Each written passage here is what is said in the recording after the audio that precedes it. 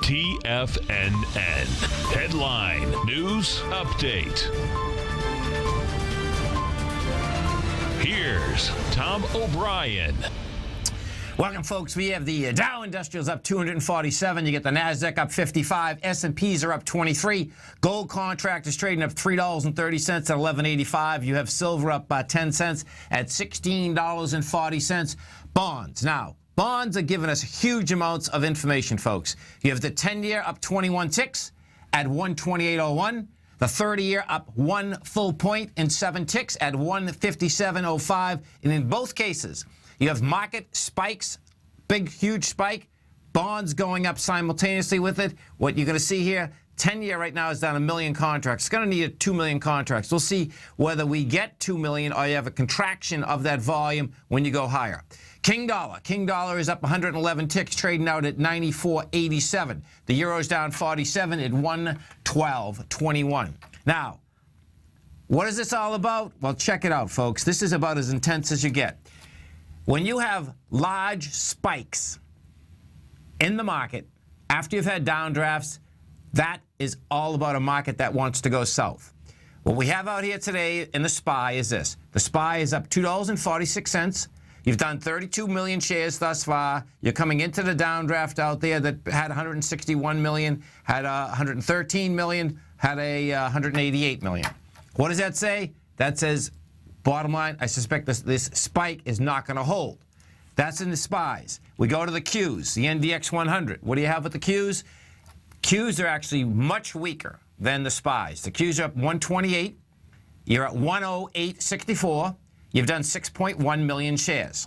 The small caps, what do we have with the small caps? What the small caps have done is this. Small caps are the weakest. The small caps are up $1. We're at 4.7 million. That's going into 72 million. Now, bonds. We want to take a look at this bond market because the bond market is basically still going to give the most amount of information out. We've done 1 million contracts.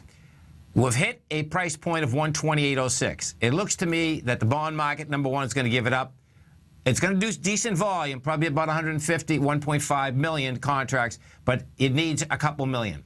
That is saying that bonds have topped out in February. Now, this is something that doesn't happen in the marketplace, and this is just all about cycles, folks, and you absolutely want to wrap your head around this. The tick index this morning hit 1,509. That doesn't happen, folks. The only time that happens, okay, I only use the tick index or a trend at extremes. This is one of the best indicators out there at extremes, and this is what you have. You've hit 1,509. That means everyone freaked on the open, buying, whether they're closing shots or buying. What happens when that happens? Well, guess what? If I bring you back to September, okay, September 20th to be exact, the last time that we had a 1,500 was September 20th. What ends up happening with the S&P? S&P goes down basically 20%, okay? The last downdraft from September to October, you know, you go check it out. We had the up, it was 1501 on the 20th of September. That's when the S&P is trading at 2019. Guess what? It was a one-way trip down to 1820. So keep your eye on that because what that says specifically, well, that's the first part. Second part, if we go over to the trend and look at the trend, this is what you have with the trend. The trend is saying there's selling inside the marketplace. We're at 1.37. And what that is saying is that there's large operators selling the exact same stock and they're pushing stock down when, in fact, the market is still dramatically higher. What does that set up? That sets up, as we go through the trading day out here today, you're going to see more selling as the market gets closer to 4 o'clock this afternoon. This 10 a.m. update is brought to you every day by Everbank. For more information on the products they offer, visit everbank.com/TFNN. Have a safe one. Have a great one. Look forward to speaking here right here Monday morning, 10 a.m.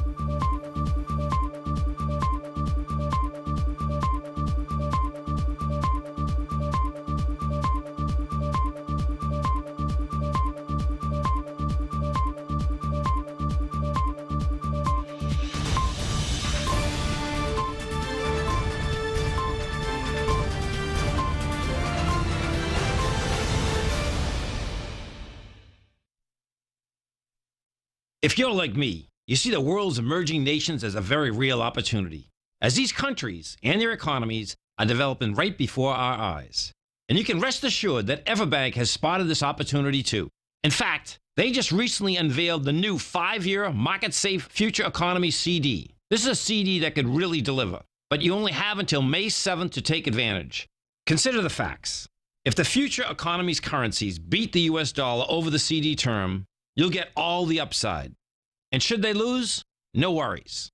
There's zero downside risk here, as you still get back 100% of your deposited principal. Intrigued yet? The May 7th funding deadline is quickly approaching. So hurry over to everbank.com/TFNN-CD for more information, including important product details and disclosures. Once again, that's everbank.com/TFNN-CD. Everbank is an equal housing lender and member FDIC.